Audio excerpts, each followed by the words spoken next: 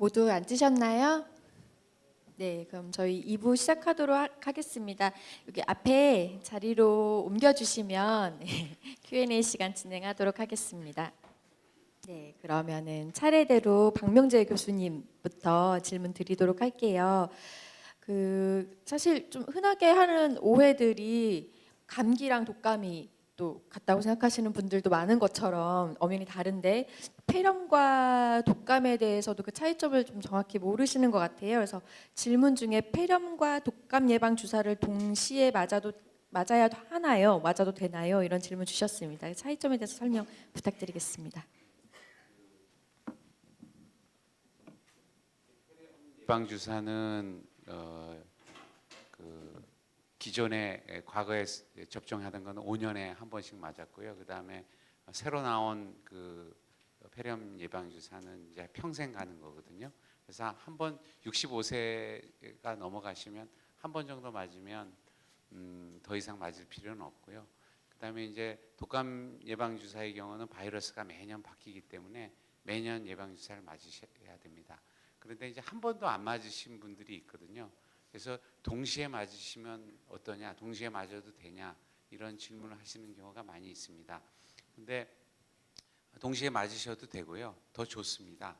기존의 연구를 보면은 따로따로, 그러니까 독감 예방 주사, 그다음에 폐렴 예방 주사를 따로따로 맞으신 분보다 두 가지를 동시에 맞으신 분들이 폐렴으로 인해서 입원하는 그 확률이라든지 또 폐렴에 걸려서 사망하시는 확률도 월등하게 낮은 것으로 되어 있어서 같이 맞으시는 것은 추천할 만한 일이 되겠습니다. 네, 감사합니다. 그럼 다음으로 이승현 교수님께 질문 드리도록 할게요. 비흡연자도 폐암에 걸릴 수 있다고 하셨는데 그럼 비흡연자도 주변에 흡연자가 있다면 혹은 뭐 흡연자가 없다면 그 차이점이 있을 것 같아요. 그러니까 비흡연자도 정기적인 검진이 어느 정도까지 필요한지 흡연자에 비해서 비흡연자의 폐암에 대해서 좀 설명 주셨으면 좋겠습니다. 예, 제가 아까 말씀드렸듯이 이제 전체 폐암의 70%는 흡연에 의해서 생기는데요. 나머지 30%는 이제 비흡연자에서 생긴다고 그렇게 거꾸로 말할 수 있습니다. 그래서 30%면 적지 않은 퍼센트인데 그러면 왜 담배를 피지 않았는데도 폐암에 걸리느냐? 그러니까 이제 담배 안 피신 분들은 되게 많이 물어보시는 질문인데요. 제가 앞서 강의에서도 언급을 드렸지만 이제 흡연 이외의 여러 가지 이제 원인들이 같이 폐암 발생에 작용을 합니다. 그러니까 대표적인 게 이제 간접흡연이 되겠고요. 집에서 아직도 이제 남편분들이 보통은 나가서 담배를 피시고 들어오시는데 아직도 집에서 그냥 용감하게 담배를 피시는 분들이 있거든요. 그래서 그런 분들 옆에 계시면 당연히 본인이 담배 연기를 맡게 되고 본인이 담배 흡연을 들이마시는 본인은 필터를 통해서 연기를 들이마시지만 옆에 계신 분은 필터가 아니라 담배 끝에서 타는 연기를 다이렉트하게 들이마시게 되거든요. 그래서 그게 오히려 더 안 좋다라는 연구 보고도 있고, 그래서 간접흡연이 첫 번째 원인이 될 수 있고, 우리 집에 담배 피는 사람도 없다, 근처에도 안 가봤다 그런 분들이 있는데 그분들은 다른 여러 가지 원인을 이제 조사를 해봐야 되겠고요. 특히 여성분들은 조리를 하시게 되는데 조리 때 발생하는 여러 가지 연소 물질들에 발암 물질이 꽤 있습니다. 예전에 무슨 뭐 어떤 생선을 태워서 미세먼지 발생이 엄청나게 많이 된다 이런 보고도 있었는데 조리시 나오는 그 연기들이 폐암을 일으킬 수 있다는 보고들이 좀 있고요. 그 다음에 대기오염, 미세먼지나 황사 같은 대기오염도 폐암의 발생률을 높인다고 되어 있고, 안 그러면 이러저도 아니다 그러면은 집안에 암이나 폐암 환자분들이 있는지를 찾아봐야 됩니다. 그런 분들이 있을 경우에는 본인이 암에 걸릴 확률이 몇 배가 올라가기 때문에 이런저런 이유들이 다시 이런 것들이 결합이 돼서 담배를 피지 않아도 또는 여성분이라도 현재는 이제 폐암이 생긴다고 되어 있고, 그다음에 또 이거는 아직까지 완전히 밝혀진 건 아니지만 라돈가스라는 게 우리 일반적인 환경에서 다 노출이 되는데 특정 그 지역에서 특정 집에서 많이 이제 노출이 되는 경우가 있습니다. 예민하신 분들은 라돈 측정기까지 구입하셔서 우리 집의 라돈 농도가 얼마인지 막 측정하시는 분도 있는데 그런 것도 어떤 폐암의 원인으로 현재 연구가 되고 있습니다. 네, 비흡연자 이셔도 정기적으로 검진은 꼭 받으셔야 할 것 같습니다. 다음으로 흉부외과 김범식 교수님 질문 드리겠습니다. 조금 전에 이제 주로 수술법에 대해서 설명을 주로 해주셨고 간략히 또 그 모든 폐암 환자에게 외과적 수술이 적용되는 건 아니다, 제한되는 경우도 있다라고 간략히 말씀 주셨는데 구체적으로 어떤 경우에 수술이 제한이 되는지 좀 말씀 부탁드리겠습니다. 좀 전에도 설명을 드렸었는데 그 내과에서 여러 가지 그 길을 어느 정도 퍼져 있는지를 정합니다. 뗄 수 있는 정도가 되고 또 환자가 폐 기능이라든가 심장 기능 이런 걸 검사를 하게 돼요. 그런 검사가 가능하면은 수술을 받으실 수 있습니다. 그 스테이지에 따라 다릅니다. 예. 네, 감사합니다. 방사선 종양학과 공문규 교수님, 그 방사선 수술에 대해서 말씀을 주셨는데 아무래도 이제 일본에서 원전 사고도 있었고 우리나라도 이제 탈원전 정책을 좀 적극적으로 추진하고 있는 상황이다 보니까 방사선에 대해서 걱정을 많이 하시는 것 같아요. 방사선 수술은 뭐 안전한 것인지에 대해서 질문 주셨습니다. 네, 그 질문 엄청 많이 하고요. 그래서 매번 저희과에 오실 때마다 이제 그 말씀을 많이 하시는데요. 옆에 수술하시는 분도 이제 있으셔서 뭐 예를 들어 설명하면 우리가 칼 쓰잖아요. 칼도 어떻게 사용하냐에 따라서 안전할 수도 있고 안전하지 않을 수도 있습니다. 외과 의사가 안전하게 쓰면은 암을 없애는 쪽으로 할 수 있지만 그 칼을 엉뚱한 데 쓰고 그러면 안 좋을 수 있잖아요. 방사선도 그거랑 거의 뭐 흡사하다고 생각을 하실 수 있겠습니다. 방사선을 엉뚱한 데 쏘고 막 아무데나 쏘고 그러면 물론 안 좋죠. 그리고 위험합니다. 하지만 아까 강의 때 제가 다 말씀드렸던 것처럼 정확하게 종양 부위에만 쏘고 그 정확하게 쏘기 위해 저희가 하고 있는 여러 가지 일들을 제가 아까 다 말씀했잖아요. 정확하게 종양만 타겟팅해서 잘 때려서 종양만 없앤다면 비교적 안전하다고 할 수 있고 실제적으로 방사선 수술 이후에 여러 가지 합병증을 보고된 걸 보면 환자분들이 우려하시는 것보다는 그러한 안 좋은 합병증이 거의 없습니다. 네, 감사합니다. 지금까지 수술한 예들이나 다 그런 것들을 기반으로 안전한 상황에서 수술을 하는 거니까 크게 걱정하시지는 않아도 될 것 같습니다. 다음으로 종양혈액내과 맹치훈 교수님께 질문 드릴게요.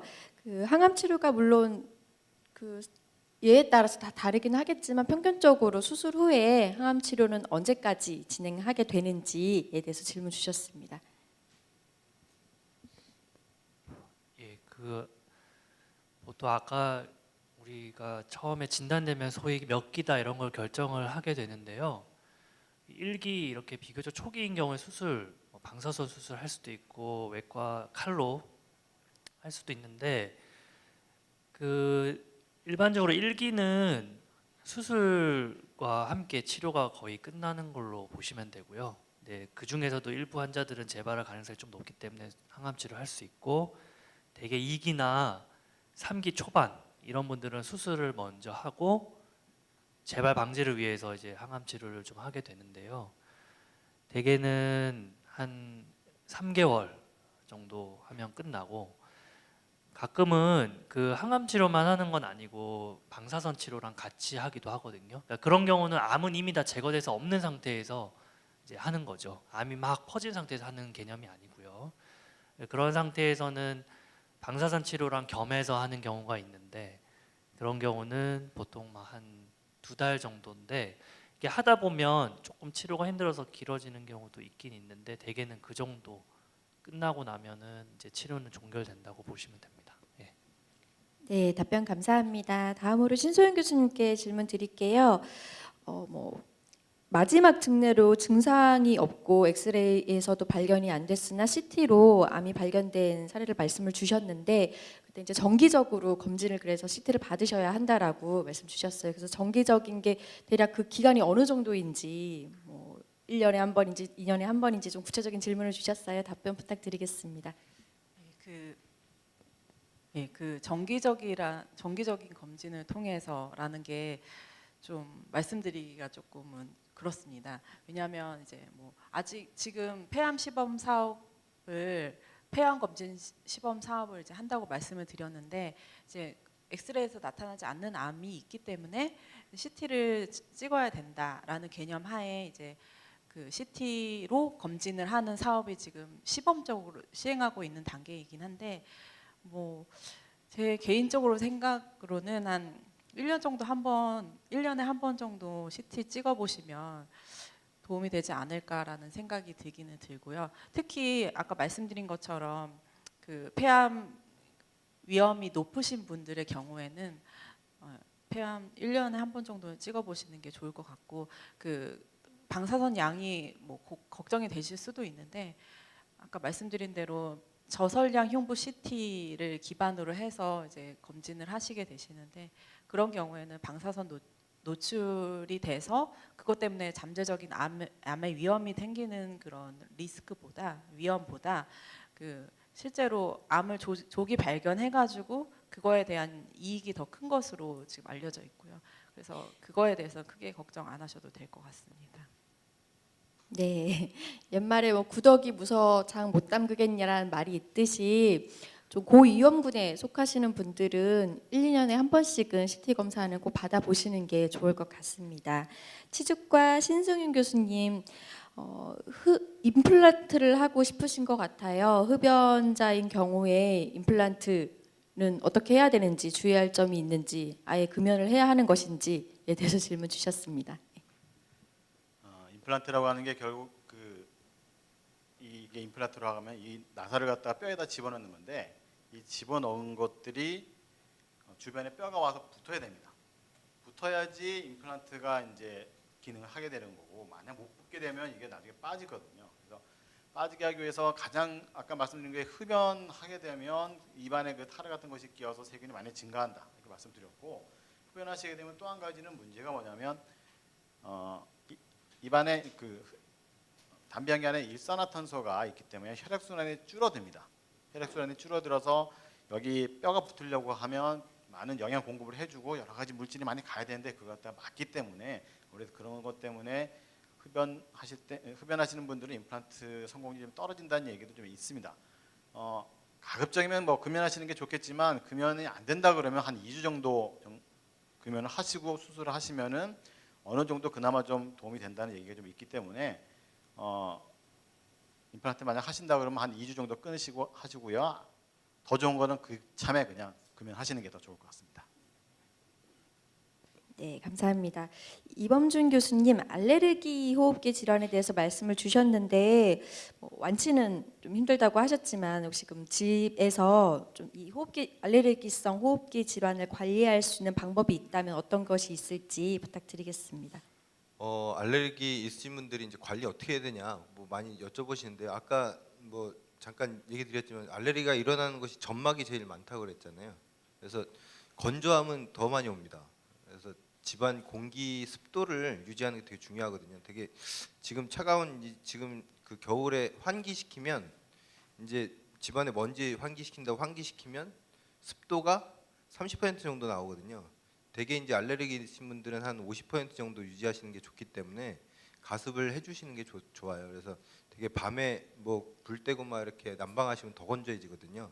그럼 이제 그게 이제 제일 중요한 그 요인 중에 하나고요. 그 다음에 이제 뭐 여러 가지 그 알레르기를 일으키는 그 인자들이 있거든요. 본인한테 뭐가 될지는 다 잘 검사를 안 해서 모르겠지만 기본적으로 먼지나 뭐 찐득이 뭐 이런 것들은 더 악영향을 많이 끼치기 때문에 이 되게 그 뭐 집안에 이제 침구류에서 되게 많이 나오니까 집안 침구류 자체를 어떻게 보면 약간의 그 햇빛을 쐬 가지고 좀 건조를 확실하게 시켜서 수도 비슷하게 좀 하시는 게 좋아요. 그래서 옛날 분들 이렇게 볕 좋을 때 많이 말리셨지만 그런 식으로 좀 말리셔야 알레르기가 일단 좋아지고 세 번째로는 이제 음식을 좀 그 잘 드시면 좋은데 알레르기 있으신 분들은 어떤 음식 먹으면 좋냐면요. 발효식품을 먹으면 좋아요. 그러니까 장내에 그 미생물이 좋은 분들은 알레르기 잘 안 생깁니다. 되게 이제 그 요즘에 이제 그 연구가 된 게 뭐가 있냐면 그 돼지한테 그 알레르기를 일으켜 놓고 돼지 장에다가 촌충, 뭐 기생충 이런 거를 심어 놓으면 알레르기 반응이 없어지는 것 뭐 이런 보고도 있거든요. 그래서 되게 우리한테 촌충을 먹기는 좀 그렇고요. 그 이제 그런 비슷한 것들이 이제 그 발효식품. 예, 되게 이제 발효식품이라 그러면 뭐 이렇게 요구르트 뭐 이런 것도 있지만 뭐 약간 좀 그 뭐 20년 된 발사믹 식초 이런 것도 좋고요. 된장 뭐 청국장 이런 거 좋습니다. 되게 그 된장국 이런 거를 해서 끓여 먹으면 다 끓이면 죽으니까 되게 이제 뭐 야채를 찍어 먹는달지 뭐 이렇게 해서 좀 드시면 그것도 많이 도움이 되실 거예요. 그 정도. 네, 답변 감사합니다. 좀 너무 그 브로드한 질문이긴 한데 일주일 전 정도부터 조금만 걸어도 숨이 차고 코피도 난다. 일단은 병원에 가서 진찰을 받아봐야 하느냐라고 질문 주셨는데 제가 봤을 땐 진찰을 일단 받기는 하셔야 될 것 같고요. 혹시 뭐 예측할 수 있는 지금 상황에서 예측할 수 있는 뭐 어떤 질환이 있을지에 대해서 질문 주셨습니다. 답변 부탁드릴게요. 예. 네, 그 일단은 뭐 일주일 전부터 숨이 차다고 하시는데 이제 연세랑 흡연력에 따라서 좀 달라질 것 같고요. 담배를 안 피신 분이라고 한다면 이제 젊고 담배를 안 피신다 그러면 일단 기관의 천식을 먼저 의심을 해봐야 될 것 같고요. 만약 연세가 좀 있으시거나 이제 담배를 특히 피신다 그런 분들은 이제 그 만성 폐쇄성 폐질환이라고 해서 이제 담배를 많이 펴서 기관지가 만성적으로 염증을 얻어서 좁아지는 병, 기관지가 좁아지는 병을 만성 폐쇄성 폐질환 COPD라고 하거든요. 그래서 그런 두 가지 정도 호흡기 질환 쪽에서는 의심할 수 있고 또 환자분이 이제 어떤 기저질환을 가지고 계신지는 모르겠지만 뭐 숨찰 수 있는 여러 가지 다른 뭐 심장 질환이라든지 여러 가지 기타 질환들이 있기 때문에 이렇게 숨이 거동하실 때 평지를 걸을 때도 숨이 찬다 이 정도면은 병원에 꼭 방문을 하셔야 될 것 같습니다. 그 혹시 현장에서 바로 질문하실 분 계시면은 두 분 정도만 이렇게 두 분 질문 받도록 하겠습니다. 예.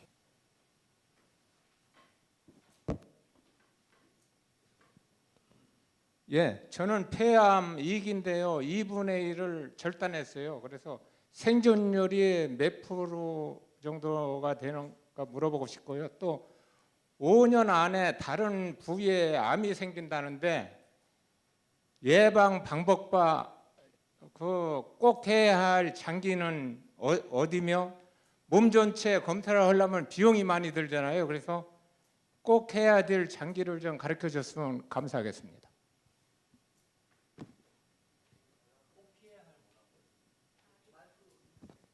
검사를 우선적으로 해야 되는 말씀하시는 거죠? 5년 안에 다른 부위에 암이 생긴대요. 네네. 그것을 예방 방법과 또 다른 부위에 암이 안 걸리려면은 다 검사를 해야 되는데 검사 비용이 많이 들잖아요. 다 검사를 할 수 없잖아요. 이게 암 걸린 사람들이 제일 중요한 거예요. 알겠습니다. 제가 답변 드릴게요. 우선 2기라고 하셨는데요. 2기는 얼마 사냐? 이거는 조금 상당히 어려운 질문인데 이런 자리에서 뭐 몇 년을 살고 5년 동안 몇 프로가 살고 죽고 이런 얘기를 하긴 조금 적절치가 않은데요. 좀 구체적인 답변을 드리기 조금 그렇기는 한데 2기면 그래도 이제 수술도 하셨고 그 모든 치료는 완치를 전제로 하셨을 거예요 아마. 그래서 예, 그랬어요. 잘 지내시면 충분히 그게 이제 우리가 평균적으로 말하는 그런 수치라는 게 있기는 한데 뭐 그거를 지금 막 염두에 두실 필요는 없을 것 같고요. 그 다음에 검사를 이제 다른 5년이라는 특정한 시점 그리고 뭐 다른 데 생길 수 있다 이거는 아마 진료하신 선생님께서 다른 데 또 재발하는 거를 말씀하신 것 같아요. 예, 예. 한 사람의 일생에 있어서 폐암이 있었는데 그게 다 지나갔는데 또 다른 암이 또 생기는 경우도 있을 수는 있지만 그거보다는 한 번 있었던 암이 다시 생기는 경우가 아무래도 더 경우의 수가 좀 더 흔한데 아까 이제 그거를 막기 위해서는 어떤 검사를 해야 되냐고 했는데 우리가 검사를 한다고 해서 병이 생기는 걸 막는 건 아닙니다. 지금 폐암을 검진을 하자 그런 거는 생기는 것 자체를 막을 수는 없는데 그래도 불행 중 다행으로 조금이라도 일찍 발견해서 이제 뒤늦게 손 쓰지 못하는 상태가 될 지경까지 내버려두지 않게 하기 위한 거지 검사를 자주 한다고 해서 그 생길 암이 안 생기는 거는 아닌 거죠. 그래서 이제 처음에 생기더라도 이제 너무 뒤늦게 생긴 걸 나중에 발견했는데 이미 진단됐을 때 병이 손쓰기 힘들 정도로 퍼졌다, 이런 사태를 막기 위해서 미리미리 챙기자라는 뜻이고, 보통 이제 그런 검사를 이제 치료가 끝나면은 이제 주기적으로 합니다. 뭐 석 달 간격, 넉 달 간격 이런 식으로. 그래서 생길 때 생기더라도 그걸 빨리 알아서 뭐 조금 생기면 재수술을 할 수도 있고, 아니면 아까 말씀하신 것처럼 조그맣게 생긴 거는 뭐 방사선 치료로 이제 뒤늦게 생긴 거라고 할지언정 다시 없앨 수 있는 거죠. 그래서 우리가 아까도 제가 말씀드렸다시피 재발 방지를 위한 노력은 수술 후에 해당이 되는 경우에는 이제 항암 치료나 항암 방사선 치료를 하는 걸로 재발률을 상당히 낮출 수는 있고요. 그렇게 주어진 치료를 다 했다면 그건 이제 지금 주어진 모든 해야 할 걸 다 마친 거예요. 거기서 누구는 재발할 수도 있고 뭐 누구는 재발 안 할 수도 있는 건데, 현재로서는 어느 경로에 자기가 속할지를 완전하게 예측하기는 좀 힘들어요. 그래서 이제 검사를 하는 거죠. 그리고 검사를, 그래서 다시 말하지만 검사를 한다는 거는 암 자체를 막기 위해서가 아니라 안 생길 수도 있지만 혹시나 생길 때 미리미리 손쓰기 위해서 촘촘하게 검사를 하는 것이고, 우리나라에서는 그 적정한 검사를 시행을 하게 되면 암 진단받고 5년까지는 이제 95%를 보조를 해줍니다. 그래서 검사가 생각보다 이제 직접 내셔야 하는 돈은 많지는 않아요. 그래서 그렇게 알고 계시면 될 것 같아요. 예, 폐 검사만 계속 하고 있는 거예요. 지금 이제 3개월 하고 또 4개월 이렇게 하는데 다른 부위가 이제 전이가 된다고 하니까 그게 문제죠. 폐는 계속 검사를 주기적으로 계속 하니까요.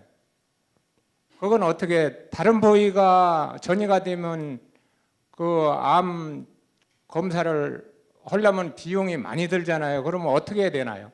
꼭 한 가지만 해야 된다면 어디를 해야 되나요? 한 가지만 하면 해야 되면 뭘 하는 게 아니라, 그런 것도 이제 취향 따라 그냥 기분 따라 하는 게 아니라 이제 다 정해진 원칙에 따라 하는 거고, 설명이 좀 길어지면서 난이도가 점점 올라가는데 상당히 이제 여러분들 이해하기 좀 어려운 개념이 하나 있는데요.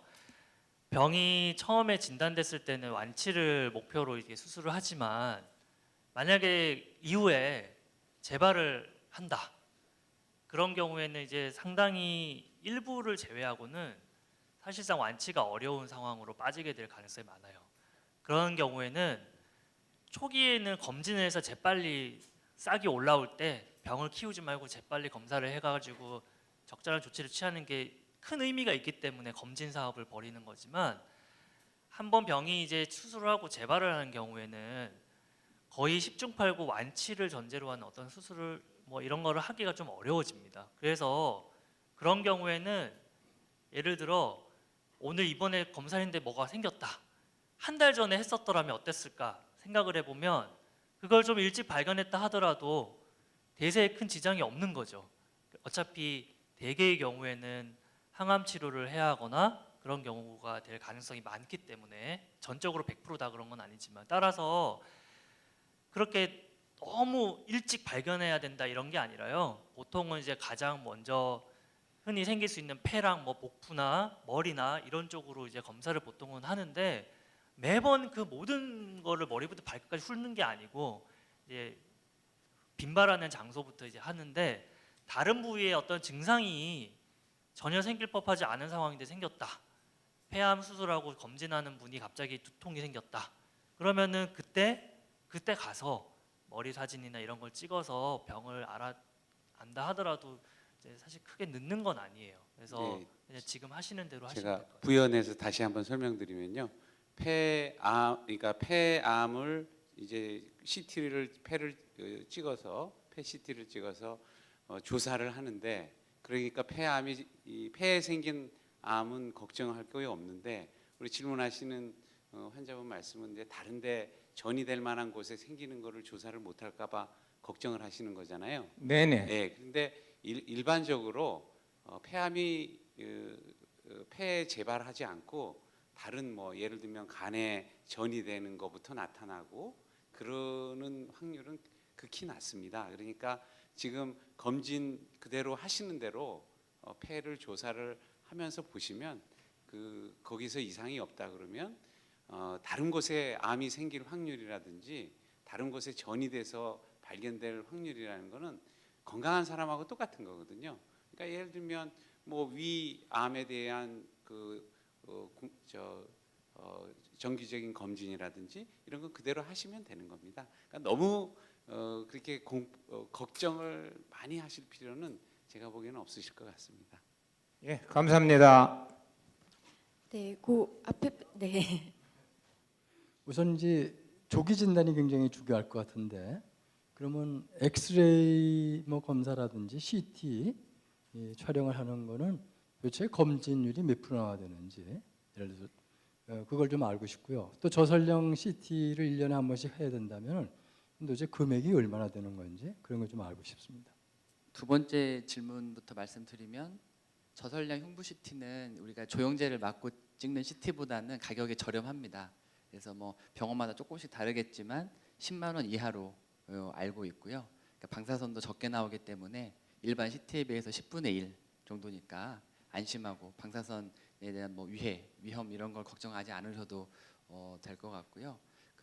아까도 말씀 주셨었는데 뭐 얼마 주기로 찍어야 되느냐라는 거는 일단은 폐암이 발견되지 않은 분들은 그냥 흡연자라고 하면 다음 1년, 그 다음 1년 이런 식의 1년 간격으로 그렇게 찍으시면 되고요. 그다음에 첫 번째 질문이 검진율. 엑스레이하고 검진율이 예, 일단은 예전에 이제 폐암을 빨리 발견하기 위해서 여러 가지 이제 연구를 했었었는데요.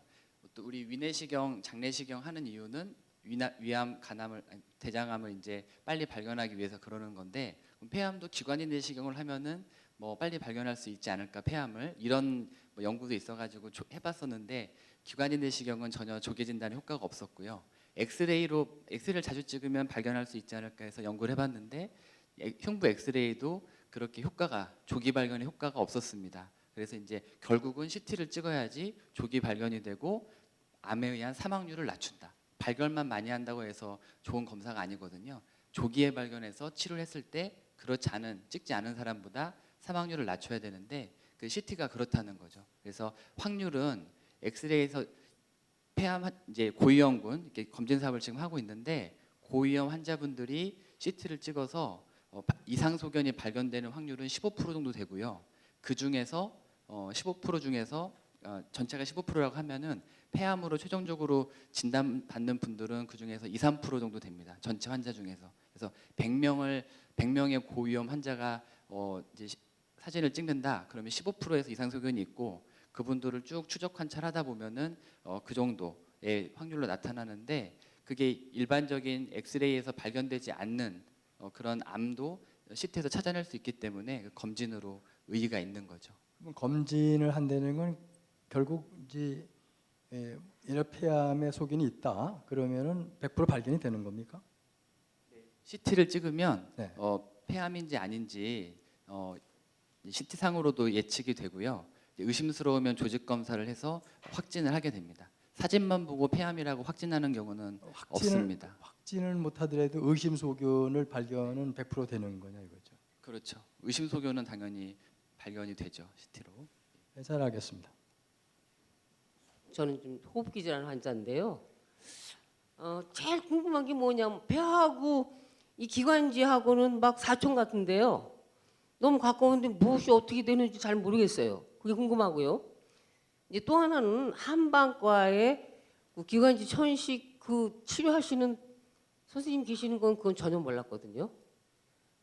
그리고 또 세 번째는 저는 20년 전에 제가 천식을 해가지고 금방 발작 일어나가지고 서울대병원에 97년도, 98년도 1년씩 아니 1년이 아니고 한 달씩 입원했었어요.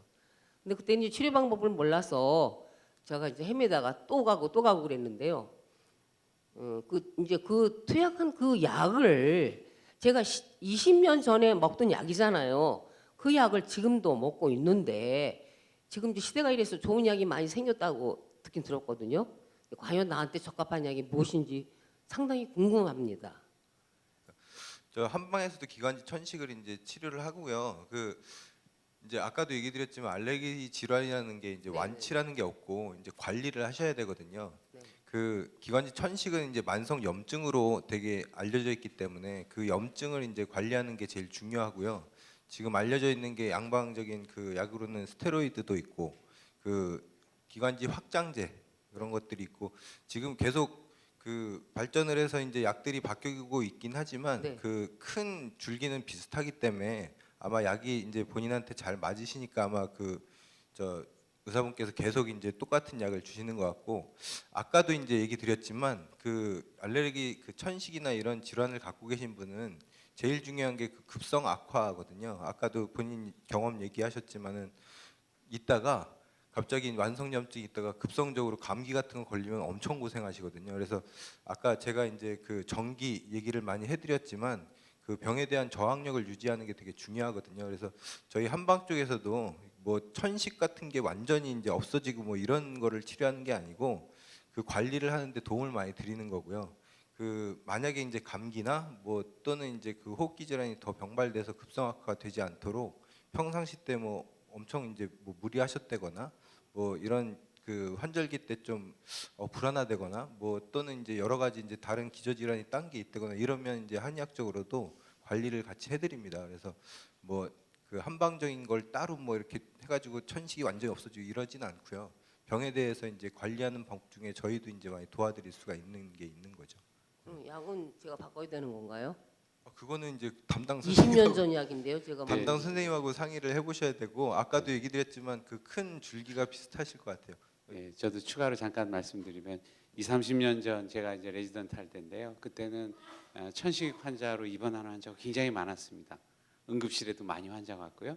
근데 요즘은 병실에 입원하는 환자 없습니다. 왜 거의 없습니다. 왜 그러냐면 그 차이를 만들어낸 약제가 뭐냐면요.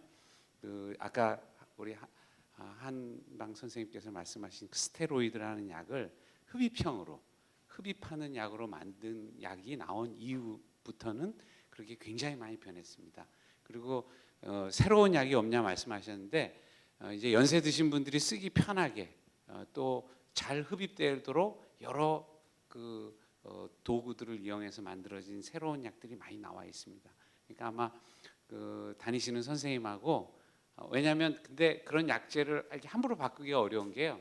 익숙해서 잘 쓰시는 거를 새로운 약이 나왔다고 이걸 또 이렇게 섣불리 바꾸기가 어려운 경우도 있습니다. 그래서 다니시는 선생님과 상의하시면 좋은 방법을 찾을 수 있을 것 같습니다. 네, 박명재 교수님께 여쭤보겠습니다. 네. 저는 2011년도에 그 13가가 있는지 폐렴 예방 주사가요. 13가가 있는지 23가가 있는지 잘 몰랐습니다. 2011년도에 한번 폐렴 주사를 맞았는데 또 폐렴이 와서 사실은 약을 먹고 있습니다. 현재. 그래가지고 그리고 이제 23가가 또 있는데 보건소에서 이게 맞으면 또 된다고 아까 말씀하셨는데요.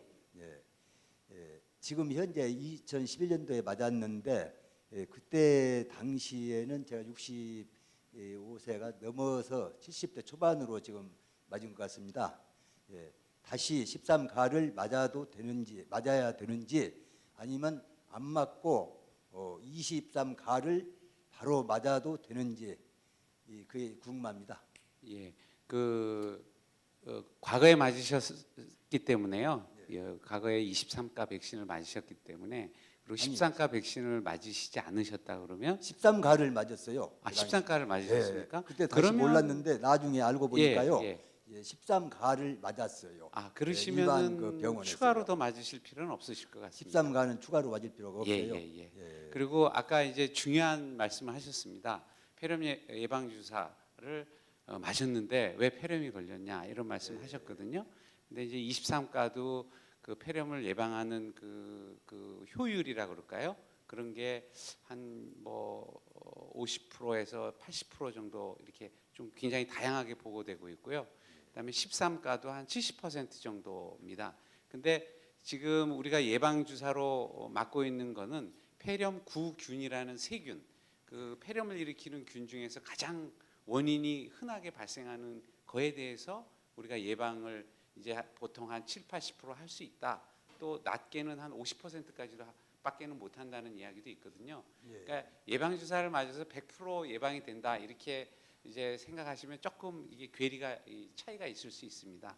그러니까 그 예방 주사도 맞으시는 것도 중요한 그 방법이지만 생활 습관이라든지 또 아까 그 구강 그 건강이라든지 이런 여러 가지 것들을 또 술도 굉장히 중요합니다.